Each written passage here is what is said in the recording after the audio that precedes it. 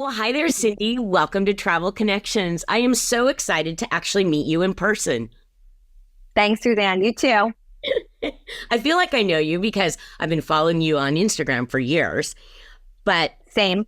I, well, and that's the funny thing is you really feel like although you are, we've had a few minutes to chat prior to us recording this, but I will tell you, you are as delightful as you are on screen as you are in person. So it is not a surprise that you're lovely. Thank you. I feel the same way. Thank you.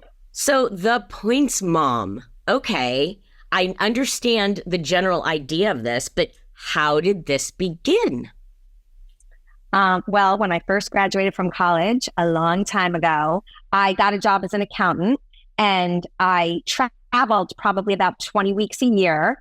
Not always direct flights. I was going to like some weird Michigan towns and, we would have to fly through Detroit and then get on a connection. And I started to log a lot of miles just by flying, and kind of got addicted to, earning rewards based on flying for work and also staying in various hotels.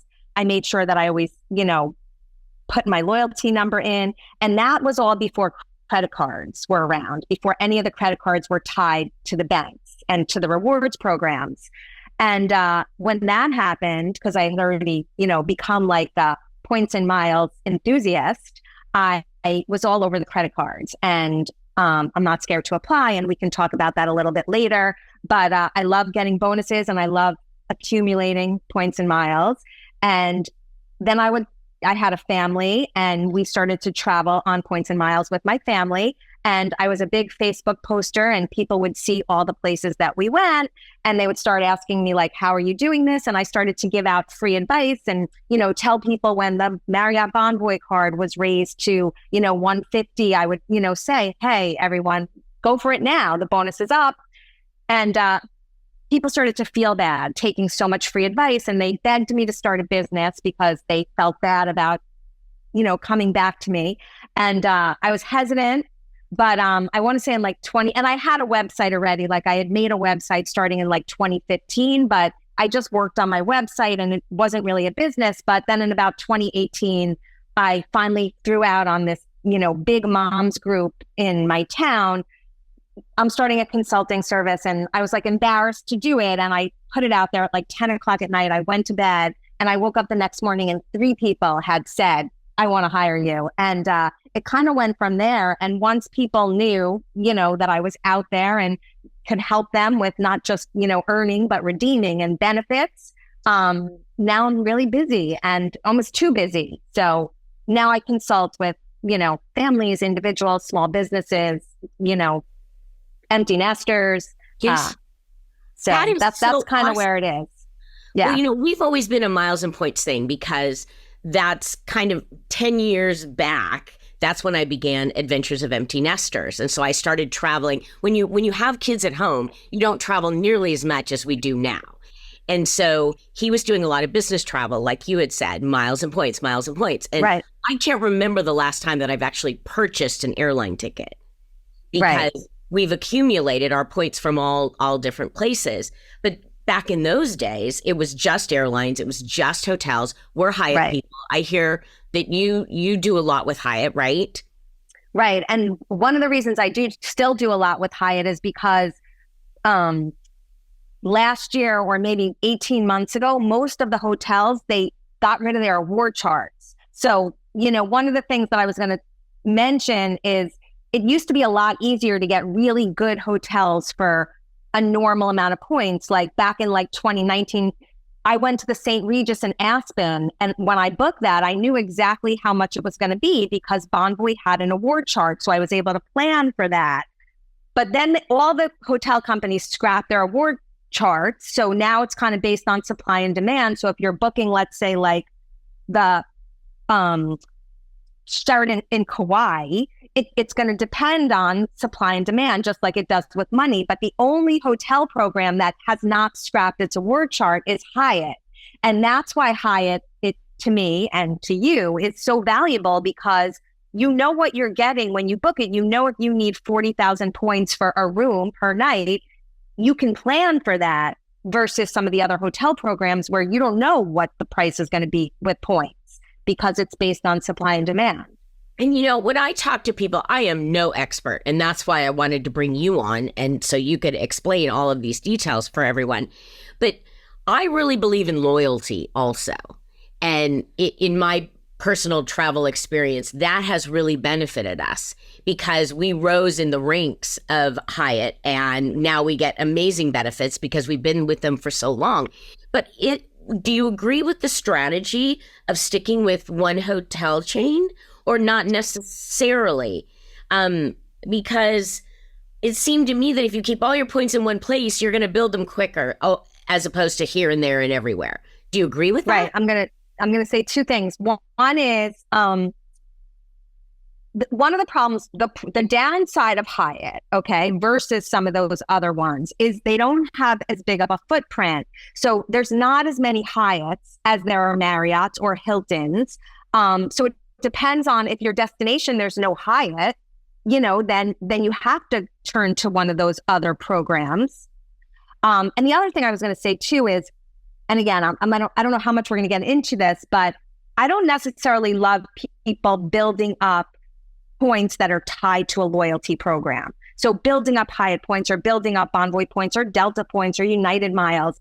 I like people earning flexible rewards. And, that's some of the more like flexible banks like Amex or Capital One or Chase or Citi and earning those points. And those points transfer to the loyalty partners. So then you have so much flexibility. So you can still remain loyal to a Hyatt, but not necessarily have all your eggs in the Hyatt basket. You can have them in more flexible baskets that if you want to, they can get to Hyatt or they can get to United or Bonvoy or, somewhere else. Well, perhaps I have an old-fashioned way of thinking about this, a different view than you do, because I'm not as familiar with the credit card programs, right? Like Chase, for example, the Chase Sapphire, which our kids were doing great with it.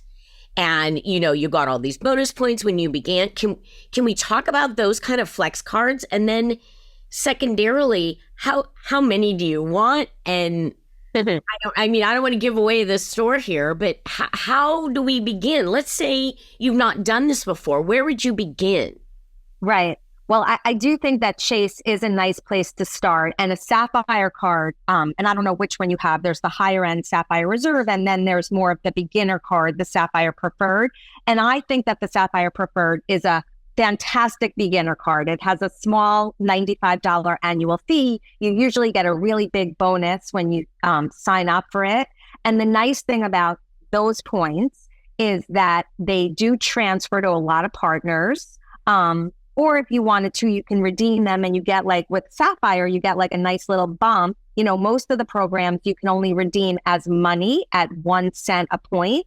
But with the Chase Sapphire, you actually get, depending on which one you have, either a 25% bump or a 50% bump. So your point is worth either 1.5 cents or 1.25 cents versus the other banks where it's just worth 1 cent. If you use your points as money. And again, I know complicated, but so the Sapphire has nice multipliers, things that we spend money on anyway, like dining and takeout. It's a nice 3x card per dollar on that. And it's a 2x per dollar card on travel. And again, the best thing about it is the flexibility of the points. Now, all the other banks have cards too that have flexible points, but the partners may not be as robust, or you don't get that nice little multiplier, the 0.25 and the 5, if you use it as money. So, and again, especially if you like Hyatts, like we both do, none of the other banks transfer to Hyatt. The only one that does is Chase. And so I guess when, there's no best card, it kind of depends on what's best for you, basically. And if you do come to me and you tell me you love a Hyatt, sure, I'll steer you to Chase cards. If you come to me and you're from Atlanta and you constantly are flying Delta because it's a Delta hub, I maybe would steer you to an Amex card instead. So I guess I should have started with that. There's no best card. It's the best card for you, basically, and based on your lifestyle and, what you like and where you want to go and where you live. Right. So that makes perfect sense. I think it's a mindset.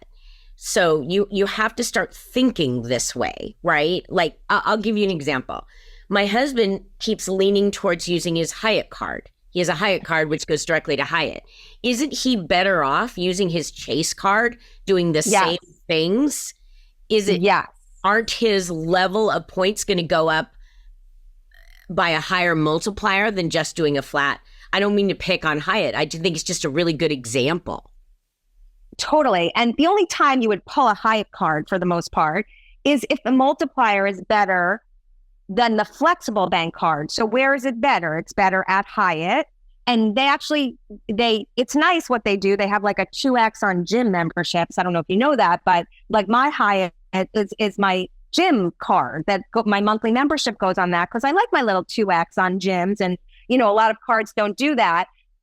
But again, like if the Chase points go to Hyatt anyway, and I know you think you're going to go to a Hyatt, but what if you don't want to? Like they may as well be in a more flexible bucket, knowing that you have the ability to transfer them in seconds. Like you press a couple of buttons and they literally go into the Hyatt account for the most part. There's some exceptions, but 98% of the time they go into Hyatt immediately. So there's no reason to really pull a Hyatt card unless, and we can talk about status, and you mentioned this in the beginning as well, with all the benefits. Like I love my Hyatt Globalist status. Why do I like it the best? The reason I like it the best, and I don't know if you know this if you're a globalist, you can book hotels without having the points in your account. So you can just email your Hyatt concierge and say, hey, I want to go to Palm Springs in October 27th through the 29th. I don't have the points in my account yet. Can you hold it for me? And they do that. And you only have to get the points into your account 7 days in advance. So it's such a good planning tool when you don't have to have the points to book the room.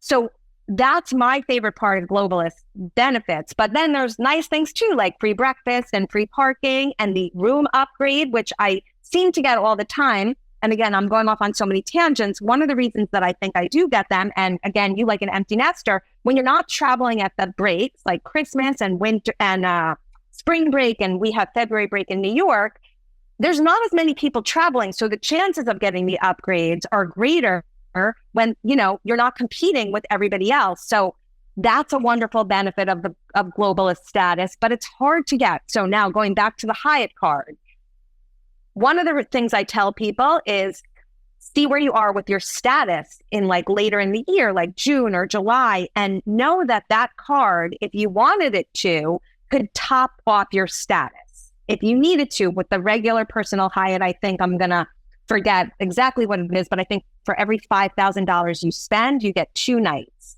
And for Hyatt Globalist status, you need 60 nights. So come like September, if you're, 10 nights short, maybe then break out the Hyatt card, but not in the beginning of the year when it's so much more valuable to earn flexible rewards, basically. Right. No, that's genius. We are lifetime globalists. So he's been doing it for so long. We are already lifetime. So it's great. There's another strategy that you touched on when you talked about people traveling and what time we travel. We also think about midweek travel and not on the weekends. And I think those kind of travel tips are super helpful because if you are traveling with everyone else, everything's going to be gone. Everyone is madly traveling these days. All the big cities in Europe are already full. And I think that it's super helpful to go on a Wednesday. You're going to get a better room on a Wednesday than you are on a Saturday night. It just definitely the way it is. And same with airline miles. Now I still have a lot of airline miles. And so I'm going in through my airline in order to get my airline tickets as opposed to my Chase. Is that a mistake? Or should I use up those airline miles while I have them? Or what do you think? I think that if you have balances of any points, miles, points, it's better to use them than to have them sit, because like we see, like everything rises in price, and not just in money, in miles too. So they're more valuable now than they're going to be in a year, 2 years, or, that's kind of how it goes. So if you have them and you're booking travel anyway, and it's not a ridiculous amount, and again, like everything has a value, so there's ways to see whether you really, if a flight's only $100, you're not going to use 50,000. So there's like that whole analysis that goes into it as well. But assuming that it makes sense to use them in terms of value, I would say use them. Basically, and when you just said, instead of going through Chase, one thing that I tell all my clients is, if you're going to book, let's say, and I'm going to just use JetBlue as an example, because JetBlue is a Chase partner. It's also an Amex partner. It's also a Citi partner. So it's a transferee of a lot of flexible rewards programs. If you want to book a JetBlue flight, sure, you can go to Chase, Amex, Citi and book it there, and you're going to use your points at 1 cent. But you should never just do that without comparing how many JetBlue points is the flight going to be, knowing that they transfer for the most part at 1-to-1. Amex is a little different, but for the most part, they go from these flexible rewards programs to JetBlue at 1-to-1. So I don't love people to just automatically go and book through Chase, Amex, Citi, Travel. It's easy, but it's really easy, but sometimes you can do better transferring. So I always like people to make that comparison. And I'm going to say one other thing. When you go through any of those bank portals, it's like basically going through a third party, like a Expedia or a Hopper. And if anything has to be changed or canceled, the airline's not going to really deal with you. They're going to say, did you book it through a third party? And you're going to say yes. And then they're going to make you go back through them. But if you instead transferred it to JetBlue and booked it with JetBlue, the airline's going to help you if they can, in case you have any sort of problems, changes, So that's another reason why it's sometimes better to not for the points. Exactly. Okay.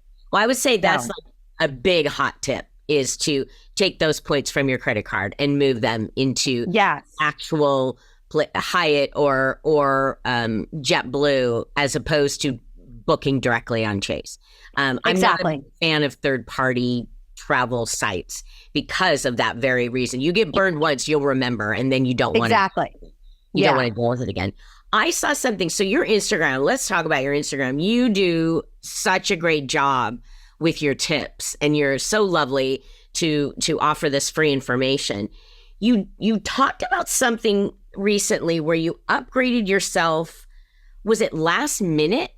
Or did it appear to me to be last minute on the way home with points? Did I understand that?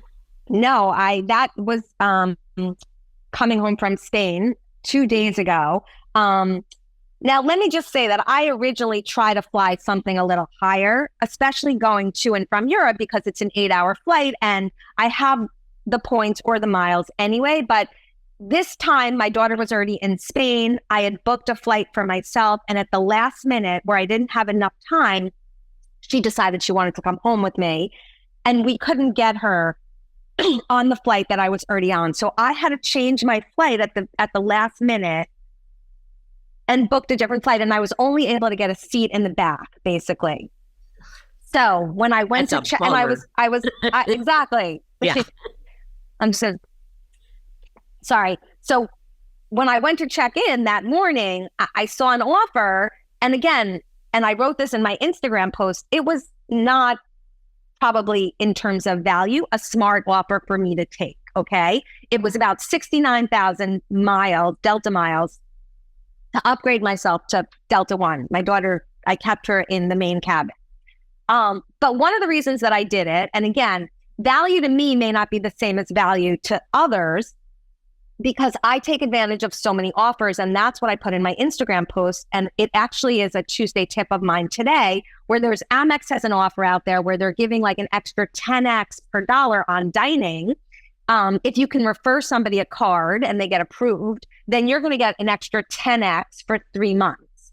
So I'm right now in this 3-month period where I'm earning 14x per dollar on dining. And I have so many Amex points that, to me, having to transfer 60,000 Amex points to Delta to upgrade myself on that one flight was worth it to me. Now, had I not been earning all these Amex points so easily, and even in my post, I called it funny money to me. I've never earned 14x per dollar on a category that I'm using, and my family's using it too. And we didn't even talk about this, like, getting your kids involved with additional cards, and everybody's contributing to the pot. So we're all earning 14x on dining. So yes, I did upgrade myself at the last minute. Value-wise, probably I shouldn't have, but I didn't care because I'm earning so many right now. Right. Okay. So when you said I saw an offer, where would you have seen the offer? So I get a lot of emails. So, that's kind of my news feeds in the morning, is a lot of stuff about, from Amex, from Delta, from, Hyatt. So I'm always pretty much reading. So I kind of think of myself sometimes, especially when I throw things on Instagram, like I'm kind of doing the work for you. So you don't have to be the reader. So, and plus I follow a lot of accounts on Instagram like myself. So they may know it before I do. But I'll make sure once I know it to, let people know on my Instagram. Sometimes just, I log in a lot. We have a lot of credit cards. So I'm going to pay things, and sometimes I'll see the offer right there. Amex offers are something that they actually email to you. Probably most people just click delete. I read it. And also when you log in, especially with Amex, the offers are right there. Like if you just look a little bit down, it's right in front of you basically. So you just have to look and want it, so. Well, and that's the thing. Travel is so expensive, and actually food is expensive, and clothing is expensive. Everything is expensive right now. So if you can get a benefit from using your credit card for the things you have to buy anyways, yes, in order for you to travel, it all just like, duh, of course. Yes. Yeah. Right? Yeah. And it's not a revelation, but I don't think most people have a handle on how this works. So how does it work with you? If I wanted to work with you, how does that work exactly? Do I give you the passwords to my accounts, or how does that work? Right. No, you I don't have the passwords. Basically, right. Basically, we chat for a while. We talk about what you spend your money on, and also, maybe you have a small business, maybe you are an empty nester, maybe you have adult kids who, you don't pay for anymore, or maybe you have younger kids who we can get involved in, the game as well. So we talk a lot about spending habits and what your goals are in terms of what you want to earn and where you want to travel and in how long. And based on that conversation, I do make some recommendations. A lot of people come to me already set up decently, and maybe I'll say, if you just add this, you'll be this much better. Some people come to me, I'm going to give an example. I have so many people who come to me who just have an Amex Platinum card. And it's all they do is pull that Amex Platinum card for everything that they use. And Amex, every time they do that, they're like, yeah. Because with an Amex Platinum, you only earn 1x per dollar on every single thing you buy. And they just don't know, or it's too overwhelming and they don't have the time to figure it out, or they don't care, but maybe they really do care. So I kind of come in and tweak basically people's inventory just to make it so that they earn more. And a lot of people, I hear this a lot too, but I know my credit card number by heart. Well, I don't know what to say to that. Unlearn your credit card by heart. Learn another one. Exactly. Learn a different credit card number by heart. So, once I figure out and I, make a plan for them, hopefully they implement it. And then I kind of stay with my clients, pretty much forever, because I always know what they have. So if I know somebody has a Chase Sapphire and all of a sudden there's an offer or a change to Chase Sapphire, I'm going to email all my Chase Sapphire people and tell them, hey, this is what's going on. And also I help people with really easy redemptions as part of my annual service, but not anything crazy with alliances I want to fly a Delta plane, but I want to use my Virgin Atlantic miles. That's way too time consuming. I don't even do that for me, although I should. So I, help with really easy redemptions. I help them make that comparison that I talked about earlier. Should I use my points through the bank portal or should I transfer them? So that's what I do basically for people. Uh-huh. That's remarkable. Can you speak to this idea of the whole family kind of working together? You put them in a pool. You pool your When I use the word pool as okay. Because a lot of the cards have free additional cards. So like a Chase Sapphire Preferred or an American Express Gold card, 2 cards that are really nice for dining and travel and groceries. So especially when you have kids who are still dependent on you, but independent. So teenagers basically who are going out for dinner with their friends, or can you go to the supermarket for us? So all those points are getting into the same pot or pool. So it just grows much faster than if your kids, let's say, have debit cards or, so that's what I'm talking about. But in terms of the word pool, there are other, some airlines that there are pools. Like United just started a family pool or JetBlue has a family pool and that's more miles like from flying but anybody could pull from the pool, but that not every company has that. But when I said pool or pot, it was more everyone contributing based on using the credit cards to spend. Well, and that makes sense. They're all kind of under your umbrella already. Like my kids are grown and they're off the payroll. Exactly. And so I can see the logic of kind of being organized with your credit cards and your spending when your kids are still on the payroll, so to speak. Exactly. Right? Exactly. Yeah, I totally say that. Well, let's talk about travel a little bit, because we are all about travel connections and the connections we make when we travel on this program. And I get to only watch through Instagram. Have you been able to go places that you may not have chosen to go to because they were so expensive, and you managed to create this amazing trip based on points and miles? Or, okay, that's the first question. Second question, do you actually kind of do it in reverse? Like, I have these points and I want to do this, or is it always the destination first? Right. So the first question first,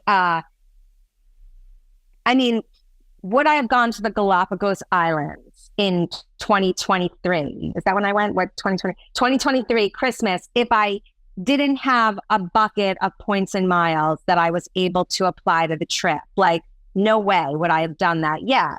But we were able to somewhat, and again, definitely not 100%. There's places that you just are not going to be able to do it all with points and miles. Correct. But they can definitely help defray the cost. And that's a place that we went Christmas in 2023. And I was able to, pay some of it, half or a little more than half, with points and miles, which made it a little bit better. And we're kind of doing the same thing this Christmas. We're going for the first time to South Africa. And again, like, I'm doing a little bit with able to use points and miles basically, but not the whole thing. So those are some big trips that I probably at this point in our lives, we would not have taken had we not been able to use something. As for the other way, like seeing what I have and being like, hey, let me look to see my points and where can I go? I do that like this summer, I'm going to plan a trip with my mother and my sister. And I definitely will start that way. I will go to the Hyatt website and I will put in like Connecticut, or, it'll probably be a driving vacation, but I'll put in New Jersey, Connecticut, Philly, and like see what's out there. And I will do it for that trip. And I used to do it a lot actually when my kids were younger with ski trips, because we used to like to try all the different ski mountains. So I would, go into Hyatt and put in Beaver Creek or Bonvoy and put in Aspen. And then I would always see the hotels that came up. So I was, always kind of ahead in that sense of seeing where we're going to go based on the points and miles that I knew I would have at my disposal when I was ready to book. And I'm just going to say one other thing too. And it's easier to do that part if you book early, so it's knowing where you want to go in advance, basically. So, but yeah, so I do reverse it sometimes, but not all the time. Well, when my husband's business closes down between Christmas and New Year's, we've now just finally figured out after all these years that we should travel during that time, because he literally doesn't have to work. Normally his work comes with us. So when I was trying to plan what we were going to do, and I do it right at 1 year, or whatever the number of days is with our airline miles, I was like, where do you want to go? And I wanted to go to a big city. I wasn't really sure, but I had to kind of make some choices based on the ease of getting flights and getting good flights. So we are going to London and Paris for that, 9 or 10 days. Right. And I read recently, there was actually an article in the Wall Street Journal about points and people and what they're doing. Do you find that if you were a little more flexible with your, I don't know, destination, but certainly with your time frame, you're able to utilize your points a little bit easier?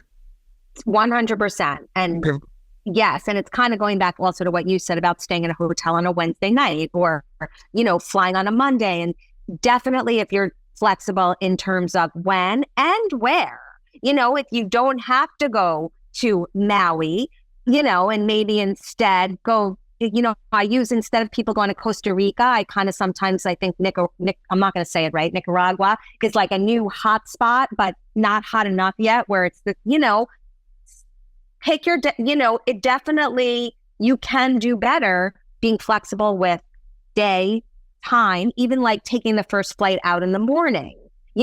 Not a lot of people want to wake up for a 6 a.m. flight and leave for the airport at 3:30 in the morning. So that even helps. So I definitely agree that flexibility definitely can help you in getting good redemptions. Well, I can't thank you enough for all this information. I want to make sure we talked quick and wonderful. Was there anything we missed that you think that people should know that we didn't cover? Because I'm looking at my questions and I'm like, okay, we talked about those. You gave us some really valuable information. Is there anything else that you wanted to share that we didn't get a chance to touch on? One thing I just want to make sure that everyone knows as I, promote all of this really just works if you, for the most part, pay your bills on time and in full. So like if you're going to pay interest or fees, this isn't for you, and you should continue to use your debit card versus your credit card.